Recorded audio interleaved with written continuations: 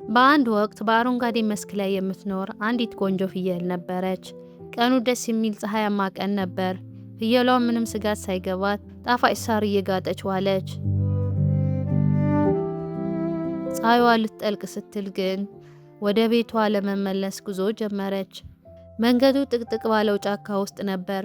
ድንገት ካልታሰበ ቦታ አንድ ትልቅና የተራበ ተኩላ ከቁጥቋጦው ጀርባ ብቅ አለ። ፍየሏ ደነገጠች።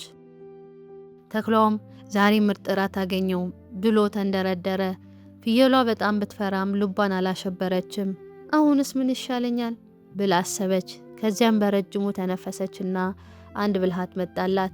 ቀና ብላ እንዲህ አለችው፣ እሺ ተኩላ ሆይ መበላቴ ካልቀረ አንድ የመጨረሻ ምኞት አለኝ። ተኩላውም ምንድነው አላት በመገረም። አንተ እኮ ድምጽህ በጣም ያምራል። ከመሞቴ በፊት ያንን ዋሽንትን ስትነፋ ብሰማ ደስ ይለኛል። እኔም ትንሽ ልጨፍር አለችው። እውነት ድምጽ ያምራል ብሎ በኩራት ደረቱን ነፋ።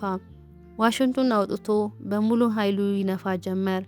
ፍየሏም የዋሽንቱን ዜማ ተከትላ ወዲህ ወዲያ እያሸበሸበች መደነስ ጀመረች።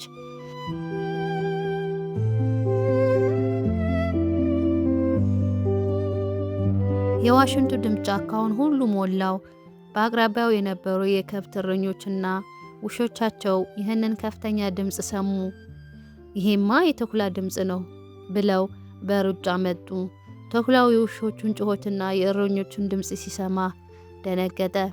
ወየልኝ ብሎ ዋሽንቱን ጥሎ ወደ ጫካው ጥልቅ ውስጥ ፈረጠጠ።